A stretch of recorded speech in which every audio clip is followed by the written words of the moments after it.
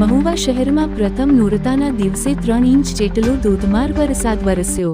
હવામાન વિભાગના આગાહી પ્રમાણે મહુવા શહેર અને ગ્રામ્ય વિસ્તારોમાં વરસાદી માહોલ જામ્યો છે। શહેરમાં બપોર બાદ વાતાવરણમાં પલટો આવ્યો હતો। ધોધમાર વરસાદ વરસ્યો। શહેરના અનેક નીચાણવાળા નવા જાપ, ખારગેટ, ભાદરોડ, ઝાપા, નૂતન નગર, બગીચા રોડ, પોલીસ ચોકી, શાક માર્કેટ વિસ્તારોમાં પાણી ભરાઈ ગયાના દ્રશ્યો સામે આવ્યા।